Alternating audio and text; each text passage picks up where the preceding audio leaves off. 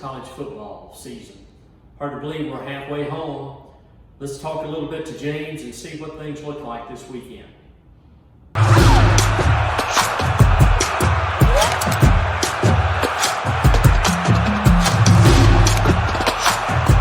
here with Greg McGarity with the TaxSlayer Gator Bowls Drive to Selection presented by Toyota. Each week we go through the week of college football that was past and the future to talk about how it relates in relation to the TaxSlayer Gator Bowl, which is going to be played December 29th at 12 p.m. How you doing today, Greg? Doing great. It was a really good week. Each week is kind of like one up in itself. Something crazy happens. Parody. Guys looking like they were champions one week, then the next week looking like should they even won that game? But before we get into all of those things, let's talk about again what are the playing games that actually tie into. What are the tie-ins to the Gator Bowl? Which conference? Right. Well, we're the Atlantic Coast, the ACC, and the SEC. So in the ACC, once the college football playoffs have been determined, and the ACC fulfills their spots in the Orange Bowl, then we're next up. And in the SEC, once the college football playoff has been established, then the Citrus Bowl would have a pick. And then we're in the group of 5 other bowls that get to really have the best matchups from the SEC against the ACC opponent. And there are a lot of factors that come into play, but certainly both conferences are going to be able to provide great teams for our game this year. Well, early on in all of this, the ACC and the SEC have kind of provided some intrigue. Some teams that we thought that we probably wouldn't have a chance for, now it's kind of shaking up to be a little bit different. On the ACC, some teams that we probably didn't think about are now in position. Going into the SEC first, we saw Georgia play Auburn, and now Georgia's probably not coming here. Would be good for us, but I think they have a chance for college football playoff. But let's talk Georgia Auburn, that game, and is Auburn just a little bit better than what we thought, or is it just something? It was just one of those crazy games. Well, Georgia's going to get the best shot from every team they play this year. So give Auburn credit. They had an unbelievable atmosphere. It's tough to play in that facility when they really get it going. And Coach Freeze certainly has the Tiger fans motivated. And you can't really turn the ball over in games like that to give the opponent a chance to feel like they're in the game. So Georgia did what they had to do in the last 3 minutes of the game and got the ball in the hands of a great tight end and able to get out of there with a 7-point win. Yeah, definitely. Bowers is amazing. It was funny, the defensive coordinator for Auburn took to Twitter when people were like, I can't believe we didn't bracket or double cover them. He said, what game were you watching? We did. He's just that good. And Carson Beck is actually getting better each week. Jacksonville's own for about a manner in high school. Kirby brought up some good points. Like each week is a new experience for him because he's never been in that situation, and he's growing. I know they're used to playing up here, but again, as you said, each week everybody gets the top shot. A team that I actually thought, or a lot of people thought, would probably lose their first game, but could potentially run the table would be LSU. With Jaden Daniels, that offense, explosive. They played Ole Miss in what was damn near basketball on grass. What does that Ole Miss LSU game how does that shake up and how does that affect Jacksonville? Well, it puts both in play here for our game potentially. And LSU's got a tough road to hoe. They've got a lot of tough games still to play. They have to go to Alabama. So they've got some difficult matchups still left. And Ole Miss, they've got some tough games. They have to go to Georgia to play. They've got a few tough games in between. So I think it keeps both of them in play. Unfortunately, I think it keeps them out of any national aspirations, but certainly keeps them in play for our game. Yeah, now SEC West, again, as I always talk about, is the toughest conference in football, shaping up to be interesting as things go later on, especially a team that we thought probably was going to have a similar season to what they had last year with Texas A&M, how they came out flat, lost to the University of Miami. But now they're tied for the top of the SEC West going into a big game with Alabama. No doubt about it. Even though Texas A&M is not ranked, I'm not sure what the spread is on that game, but A&M beat Alabama there a couple of years ago. So you're going to see a motivated Aggie team. It's the CBS game of the week at 3:30. So a lot of eyeballs will be watching that game, but it's going to really be interesting to see how that game develops. Shifting over to the East, Florida, after they beat Tennessee, looked to be like, okay, maybe they're a lot better than what we thought. But then you saw Kentucky, who now Georgia and Kentucky are at the top of the SEC East. Kentucky just kicked their teeth in. And what does that do? Does now that make Florida a little bit more realistic to come here to Jacksonville? Or where do you think about Kentucky actually being in the SEC play? Well, I think Kentucky and the job that Mark Stoops has done at Kentucky is amazing. I mean, they're a very physical team and always have been. That's been a trademark. So, it's been a trademark of Kirby Smart's teams too. So it's going to be a true rock'em sock'em game Saturday night in Athens. But certainly, Kentucky's been on the cusp of qualifying for Atlanta the last few years. But now they've got a great running back and their physical team. Florida, a big game for them. I think they'll handle Vandy this weekend. I think a huge game, pivotal game for them is going to be at South Carolina the week after. South Carolina's off this weekend, so they're going to be able to get healthy after that Tennessee loss. And a lot of things can happen, but the margin of error now is so slim for teams that have maybe 3 losses overall to really be bowl eligible. So it's a huge game for both teams next week. Yeah, I never really thought about how winning certain games early, you got to do that just to be even bowl eligible. But definitely until I kind of got to talking to you each week, and now we're breaking down how to get into a bowl, but also the college football landscape in general. South Carolina, Florida, again, that person loses that, they may not. It's a tough game. Now they're trying to fight the 6, get the 6. Right. Absolutely. So we talked about the SEC. Moving over to the ACC. A big game, doesn't really have any ACC implications per se, as Notre Dame is just ACC light when it comes to football. But Louisville is one of those teams right now that kind of snuck up on a lot of people. And Notre Dame did have a scare last week against Duke. What is that Louisville-Notre Dame game, what does that look like? Well, a lot of momentum for the Cardinals. Because think about Notre Dame, they came off a really tough loss, Ohio State at home, then go to Duke and win just a pressure-packed game. This is the 3rd week in a row. They're going to have to be at their very best. And Louisville's proved that they can certainly move the ball, and Coach Brom's got them really playing well. So a lot of eyeballs on that game, and it's huge from a national implication as far as the New Year's Day 6 bowl games, because the winner of that is going to basically have a leg up on a lot of other teams in the ACC as far as qualifying for, if not the top 4, certainly being a New Year's Day 6 bowl game. And with Notre Dame, with Coach Freeman, like you said, they had Ohio State. Now you got an undefeated. You had Duke, now, which was undefeated. Now you have an undefeated Louisville, and then after that, you're probably going to be playing an undefeated USC. So like that schedule is brutal right now. Miami, a team that's another undefeated team, is now opening up ACC play. Last week you brought up a really good point. They've got 8 straight conference opponents, which is very difficult. But they're starting off with Georgia Tech. What are your thoughts on that game and both of those teams?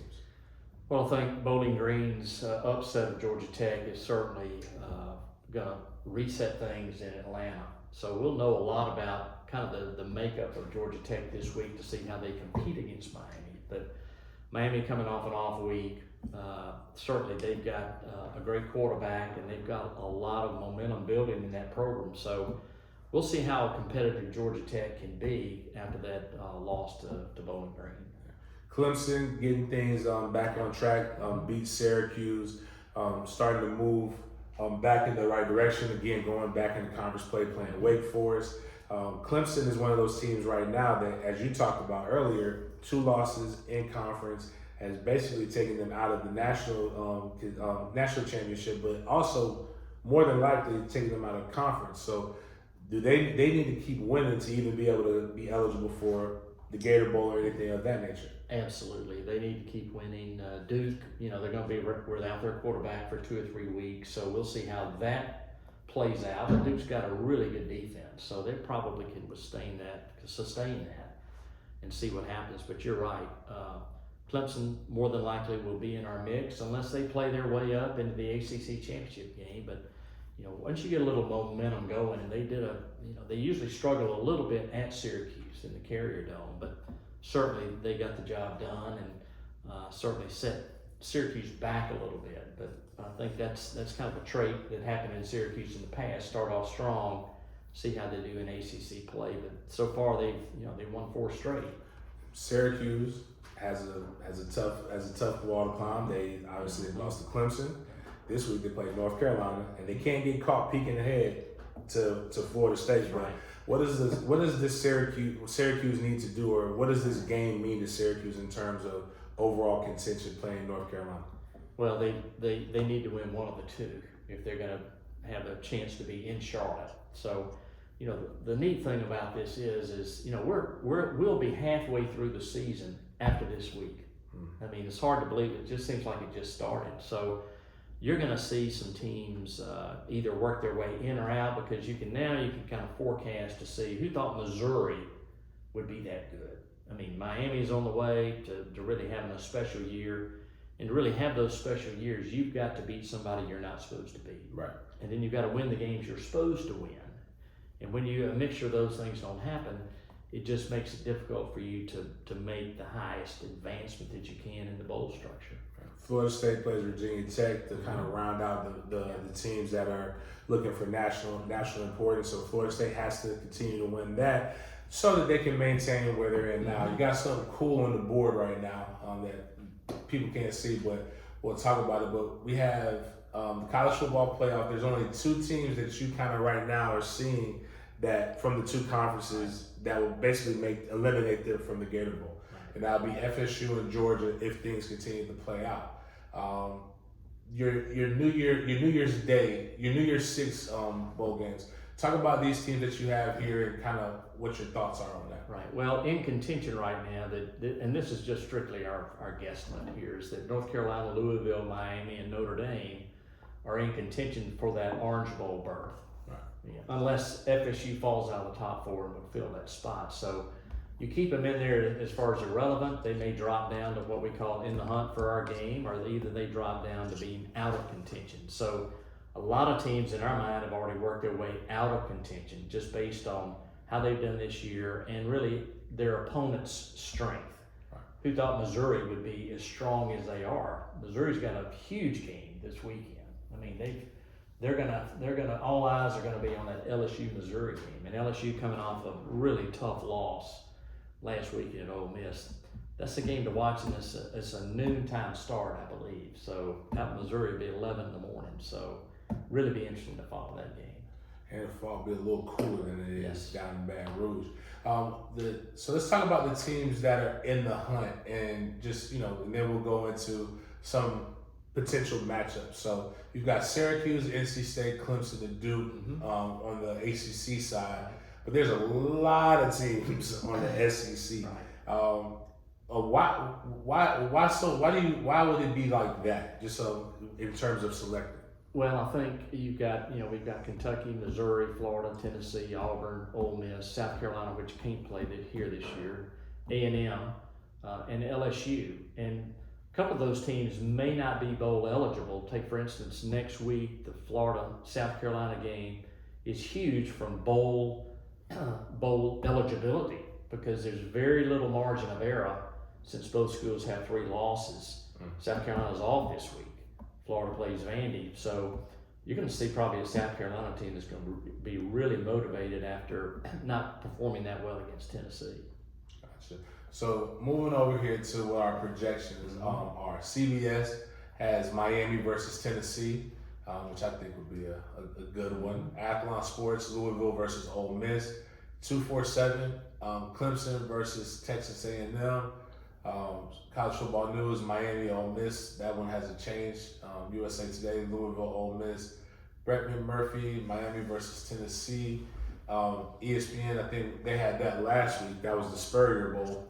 But we see this Clemson, Texas A&M up there a couple times. What would that matchup be like, and what would make that intriguing here for the Gator Bowl? Well, if it's Texas A&M, I'm hoping that they travel. because a lot of teams, they were in our game 2 years ago until they had some situation that caused them to pull out. And even at that time, their response was not that great as far as tickets sold. So, really what's critical to us to make our budget work and sustainability is having people at the game. So I'm sure Clemson would represent well. They're going to be with their team through thick and thin. A&M are teams that can't really drive here. They may make it tougher, but certainly that would be an intriguing game for TV, and the ratings would probably be off the chart. All right. Dabo versus Jimbo, kind of getting back to what it was back in the day. So a lot of intriguing things going on, a lot of cool stuff this week. Still good football games. Yep. Not as many as it was last week, but each week you never know. Because again, who would have thought Georgia, Auburn would have come down to what it came down to? So. And a lot of games, USC, Colorado out in the West ended up being a lot more exciting than what people thought it was going to be. But that's why we like college football. And that's why each and every week we come with the expert opinion of Greg McGarity and my humble opinion at BigGameJames_36 with the TaxSlayer Gator Bowl Drop Selection presented by Toyota. We will see you guys next week.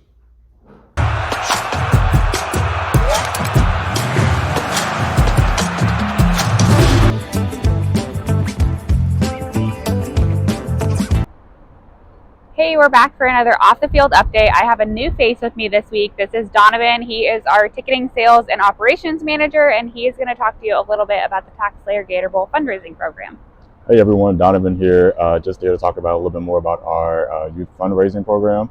We're doing a fundraising ticket sales program for local youth and sports programs around Jacksonville and surrounding areas. Where we'll be selling end zone tickets for $25. The program or the school will keep $15. We'll keep 10. It's going to be end zone seats. If you're interested in signing up, visit www.taxslayergatorbowl.com, and we'll have a link for you to get your program signed up. That's been a great program. We've offered it for years and years. Schools, youth programs have been very successful in that. So like you said, if you're interested, visit the website. Other than that, MVT is still going strong. We were just at a school this morning continuing to award teachers. And if you are a teacher or know a teacher, you can still apply at taxslayergatorbowl.com/MVT. And then lastly, we are under a month until the scholarship application deadline. So the Gator Bowl Charities Award of Excellence Scholarship presented by Momentum Transportation. It's a $2,500 scholarship for local high school senior student athletes in Northeast Florida, Southeast Georgia. There are 4 scholarships available, so you can learn more on our website, and that deadline to apply is November 1st, so make sure to get that. And the scholarship is awarded on field at the TaxSlayer Gator Bowl during the game. So we'll see you next week. See ya.